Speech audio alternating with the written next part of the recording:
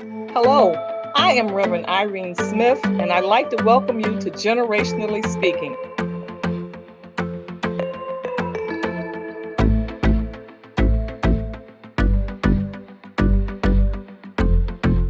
Here at the table, we come and we discuss life issues, no matter what they might be. As we sit at the table with each generation, we all learn, we all grow, we all are inspired.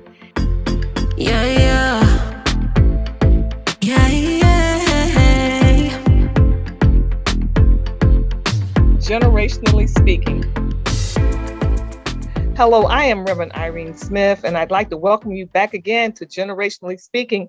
We are continuing our conversation, this rich conversation that we're having with Karen Baker. Again, I want to remind you about her book, God's Plan. You can go ahead and get it from Amazon. It's an awesome book, an awesome read. And when I started reading it, I could not put it down. It is so good. I hear you. I hear you. You want me to get to the conversation, but let me first introduce my co-host, Minister James Durham.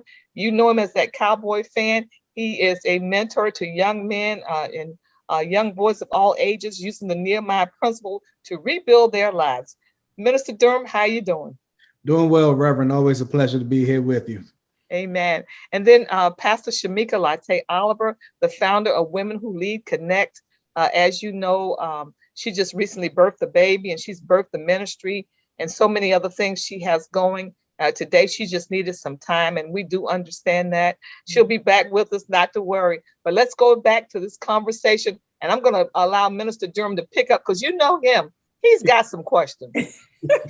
Yes. So, Karen, the last show you talked about having a dream, Mhm. and then you talked about having an internal flame. I think that is so powerful. And then I want to connect it to where we left off last show. You started sharing how you should have a side hustle and how you should pay yourself. And I want you to share, because you talked about how you are instilling that entrepreneurial mindset in your children, but how did that originate in you? Where did you get your entrepreneurial spirit from? And how does that connect to the dream and the eternal flame? I really believe that that came from my parents because my mom, even though in the medical field, and she always ran things. Even as a nurse back in the day, she was doing stuff that surgeons were doing. She was the head nurse and was in charge of this unit and that unit. And you're talking about, a woman that went to medical school, in the 50s, for, you know what I'm saying, the 60s, a black woman, a young black woman. And she actually went to school in Boston, of all places. So, Wow. she was that one that said, why work is hard with all the sweat, blood, and tears for somebody else? If you're going to do that and you're going to put that much time and energy into something, why can't it be something that you dreamt about? Something that you always wanted to do. And so she instilled that in me, even as a young girl. I mean, she was pushing me out there, if you could believe I was an introvert. Can you believe that, Irene? I was an No. introvert. And she would put me like Girl Scouts, modeling class, bowling leagues, she put me sports, track, cheerleading. She made sure that I was doing something in the choir as a baby, that I was out front. She pushed me out front. It was like, no, your confidence level, you can do anything you want to do. So I took that as a person that was always different anyway. I was always different as a child. And it was kind of hard growing up being different because kids can be cruel. But every time something happened, I remember her saying to me, that's because you're different and God has a plan for you. And kids don't understand. And you just keep going, baby. That's just a perfect segue because as we as I flipped and I went through your book, and you fell in love, um, and this perfect home. And when I saw you, and Karen and I have known each other for years, and Mhm. I would have said Karen had the perfect life, and the perfect family, the perfect all these things. Nothing happens to Karen. Everything is going just sunshine and roses, as to say.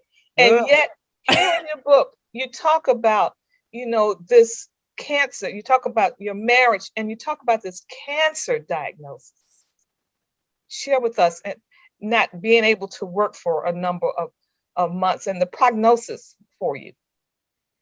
Well, I can tell you that, I would have never thought, let's start with the marriage. I would have never thought that I would be single after 34 years of marriage.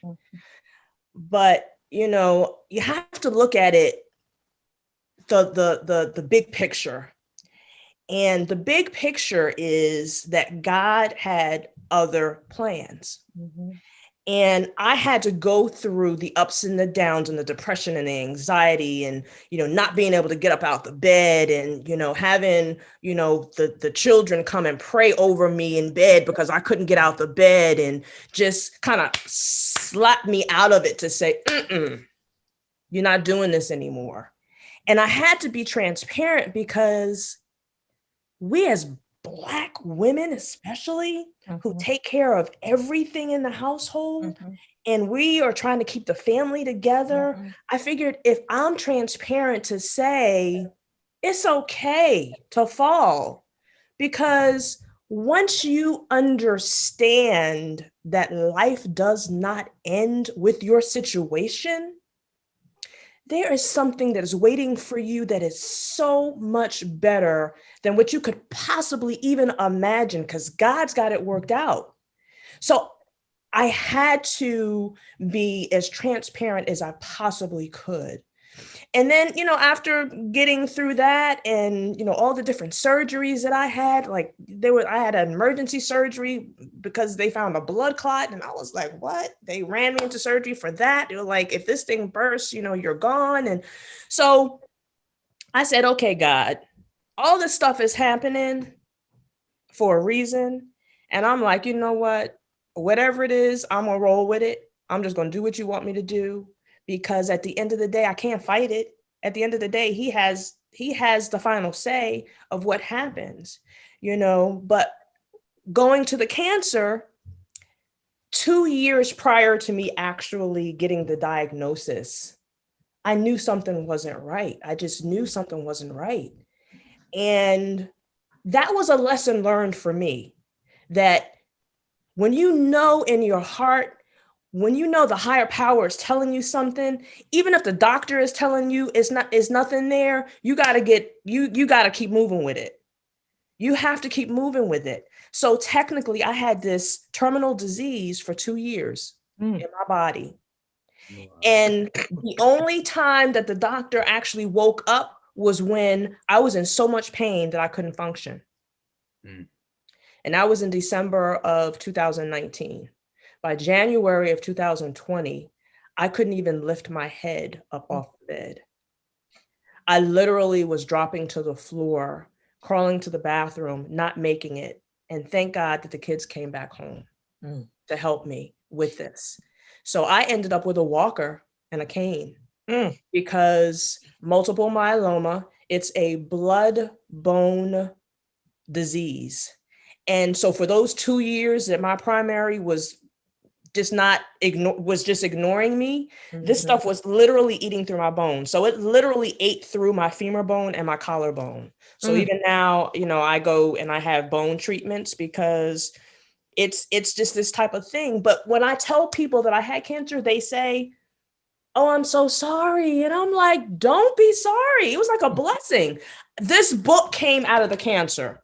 So January, I was literally on my deathbed. I started writing this book in March of 2020. I couldn't do anything else. I couldn't move. I couldn't literally do anything else. So that was God's way of saying, it's time to be still.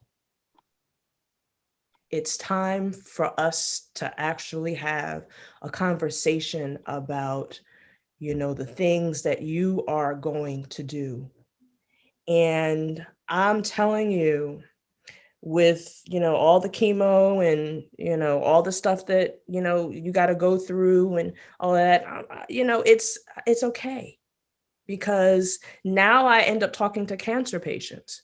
Now I end up talking to people who, are really so depressed and so at a place where they just want to give up. And, I get phone calls from strangers because of the book that just want to talk about, my journey and the doctors and the holistic doctor that I go to. And thank God for her, because I really do believe that I'm here because she definitely gave me natural things to kind of counteract the chemo. So that's how I actually got to the point where, I talked to a couple of people about the book. Should I write it? I'm not really a writer, but, God said, yes, you are, and you're going to write. And it was a healing place for me to do that. So can you talk? So someone heard you say cancer is a blessing, and they said, whoa, what is she talking about? And clearly you said the book came, was birthed in that process. But can you take us through just the process of being able to see how pain helps us in our purpose, how we can get strength in every tear, and how we can get patience when we are in tumultuous situations? Can you speak to that? Like, what did that take for you to center yourself and focus on that, and then live in that growth and live in that development that took place? a friend of mine actually woke me up. He actually said, God knew the right person to give this illness to, because he knew you were a fighter. He knew that you were going to turn this thing into a testimony. He knew that you were going to be a mouthpiece for what people can do to fight this nasty disease. He knew that you were going to sing from the chandeliers, basically talking about just because you have cancer is not a death sentence. Mm-hmm. Even if the doctors say it's terminal, because what I have is terminal. So it's like when you can't, if I didn't tell you that I had cancer, you wouldn't know. Mm-hmm. So I'm that vessel that God is like, she is an example of what can happen if you just truly believe. But we have to be smart about believing too. We still have to take the right actions, and you still have to, we know our bodies. So yeah, the doctors are telling you that you need to do X, Y, and Z. But I'm saying to my doctors, and I have three, I have an oncologist, a cancer doctor, and a holistic doctor. And the cancer doctor and the oncologist will tell me what I need to do. And I turn it around and I ask them questions, and I'm like, no, this is what I want to do. Mm-hmm. So knowing what I want to do, knowing how I need to continue to live, what are my options? And it kind of blew them away, because they're like, you're the only person that we've dealt with ever. When I go to the oncologist centers, and they're like, you're the only person that says, no, I'm not going to do that. I'm going to do this. Because I kind of know my body. I kind of look at how the chemicals react to my body. And I'm in constant contact with my holistic doctor. So she knows every chemical that they put me on so that it can counteract it, if that makes sense. Mm-hmm. We as humans literally take what the doctors say as God. Mm-hmm. It's gospel, right? Right. And we don't realize that that actually is killing us. Mm-hmm. So we have to kind of take the responsibility on our own, the responsibility of being able to live healthy and we do the research and ask questions and get other options and other opinions. And most people don't do that, especially if they give you a cancer diagnosis and say that you're terminal. So now everybody wants to know, well, how long you have to live. That wasn't no question. That was not a question. That wasn't a question at all. It was more or less, let me get another opinion. And that's why I went to the holistic doctor. And she counteracts pretty much a lot of the stuff that they say. But then that's not what they consider medicine, right? Because it's natural. But if you think about it, our ancestors, they didn't have cancer, right? They didn't. They lived off of the earth. So something is coming, that something is got to be really true about that. And it actually does work. So I like that. You got to take charge of your situation. We got to remember that doctors are practicing medicine. So don't just go to one doctor and just take their word for everything that they give you. So I like it. Take charge. But I want to go back to what you said about the cancer being a blessing. And you said someone said to you that God knew who he was giving this situation to. And I don't want viewers to miss that, because we all experience tribulations. Jesus told his disciples, you're going to have tribulations. So he knew what's ahead of us.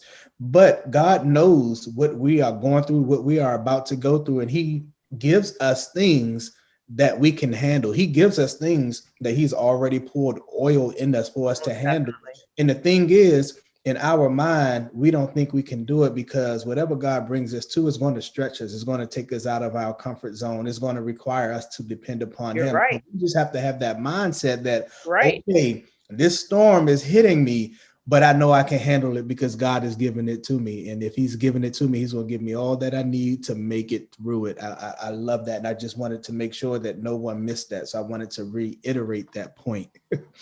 Thank you. Thank you. Yeah, it's been, and actually I've been on, several TV, radio, podcast shows, and that's been a controversy. Like, what did she just say? That cancer was a blessing? What?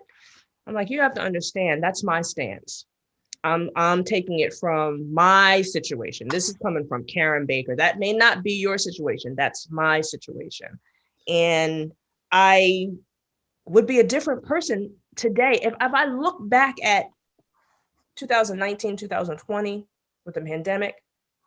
If I did not get cancer, my life would be totally different. I wouldn't have had as much time as I had with God, because literally he stopped me in my tracks. I literally could not move by myself. So I had lots of time to go in my prayer closet. I had lots of time to think about how much information I was going to put in this book. And that's where the financial tips came in after every chapter, to give that information away. That would not have happened if I didn't have cancer. I would not have been able to speak to cancer patients about what was going on if I didn't get the cancer. I actually have gotten some really good friends who now are going towards remission in cancer because of the book. The contacts that I've gotten because of the book is because of the cancer. So when I say it's a blessing to me, it's a blessing. Yeah, and I get it. And I understand why people struggle with it, because as humans, and this is going to take us to emotions, but before we get to emotions, as human, we see trouble and we want to run away, but we have to understand that we grow through adversity. Yep. You grow through struggle. If you are, I like strength training, so I lift weights. The way you grow, the way your muscles grow is they tear first. It's a lot of pressure. And so we grow through these situations. And if you, whoever you are, if you think back to just challenging times of your life and how you got through it, and just think of everything that you got once you came out of it. So many people, and I've heard many testimonies of cancer victors over cancer, that they didn't realize as they was going through it, that the strength that they were gaining, the strength when they went through the process after it was over, they was like, wow, I did not know that I was strong. But all the time I had people, affirming me, saying, no, you're strong, you walking through this and you carrying this well. So we grow through adversity. And that's why we cannot be afraid of tension. That's why we cannot be afraid of trouble and trials, because it's an opportunity. When it comes, look at it as an opportunity and figure out how are you going to attack it and how are you going to depend on God to see you through it, because we cannot do it on our own. We cannot do it on our own, but God takes us through it and he brings us out stronger. So Definitely. I appreciate that so much. So I want to ask you, because you mentioned the last show about emotions. And so emotions is where a lot of people get in trouble, is where a lot of people lose the way because they're no longer in control. It's the emotions that take control. So just thinking back on all of your experiences, how were you able to handle the emotions and to respond in a healthy way, and in fact ending up mastering your emotions and not having your emotions to master you? Well, I'm going to tell you that it's a journey of up and down, up and down, up and down. When you let your emotions get the best of you, that is very dangerous, to the point of, that's why I talk about depression and anxiety. I got to a low that I never thought that I would ever get to.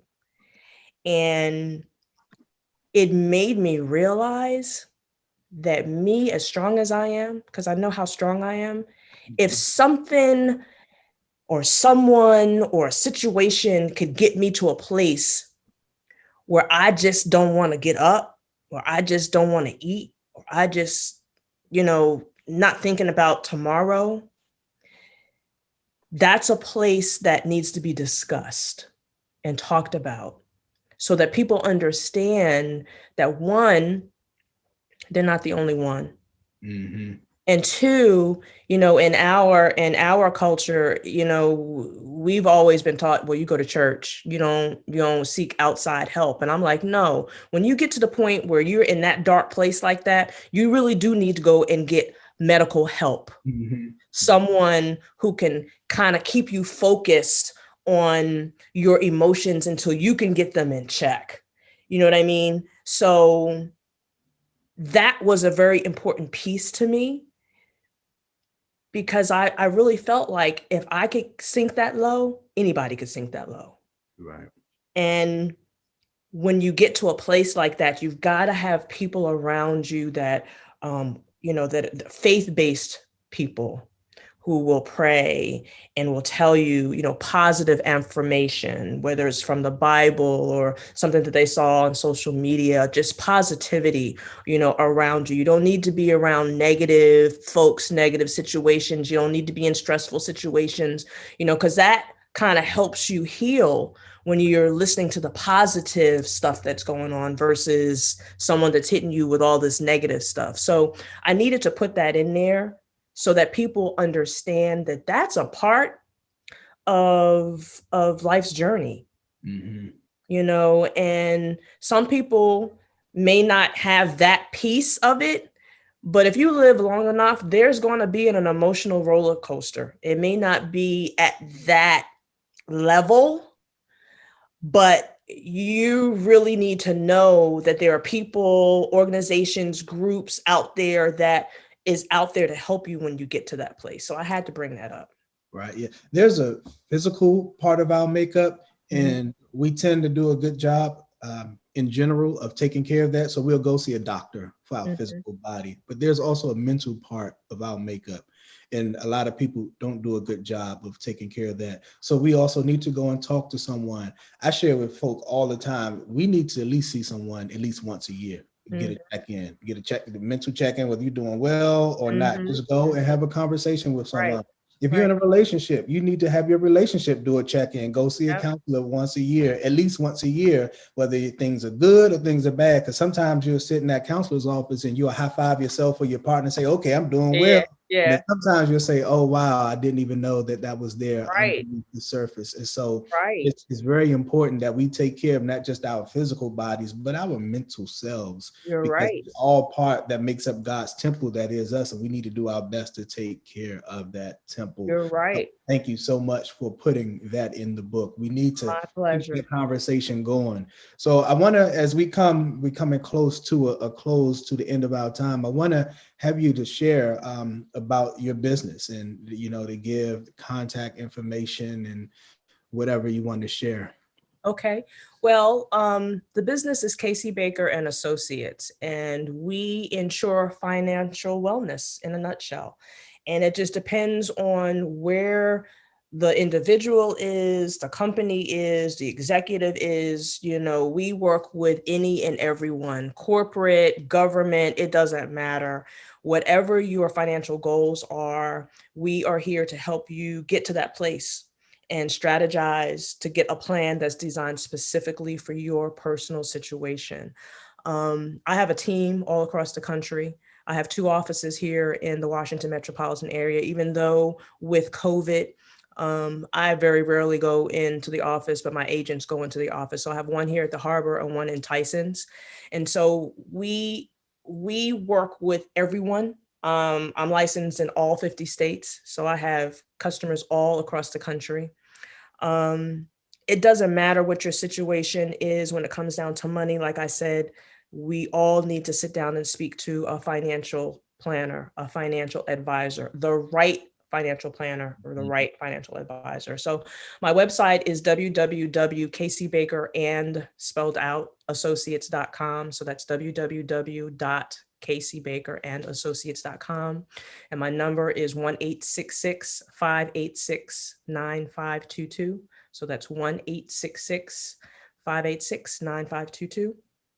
And we are here to help you. You can get the book on Amazon. So Live, Love, Reset, God's Plan, The Perfect Person to Get Cancer from Adversity to Prosperity. You can get it from Amazon or really any bookstore. They'll order it for you if they don't have it in the store. And we're here to help. We're here to help you get to your financial freedom, your financial goal, generational wealth, leaving a legacy. That's what we show you how to do. Yes, generational wealth. That's what we want. So want to give you the opportunity just to give one. You've already shared so many nuggets, so many rich things. If you want to give a final thought, final nugget or a few to the audience as we close. My main thing is, again, to make sure that whatever you're doing, that you're paying yourself first. Making sure that your money is working for you while you sleep. If you're paying yourself first and your money is working for you while you sleep, there's really no reason why you can't go towards that legacy or that generational wealth. It has to start with someone. So why not it be you? Excellent. Well, here you heard it here at Generationally Speaking, create generational wealth. So we thank you again, Karen. It has been a pleasure. So we in this virtual space and from this COVID-19 induced pandemic. So Zoom, sometimes things go awry. So we lost Reverend Smith a little earlier, but that's okay. God is still good and the message still goes on. So just want to remind everyone to make sure that you remain inspired, that you remain informed, and that you be transformed by the renewing of your mind. We will see you next time. Amen. Amen.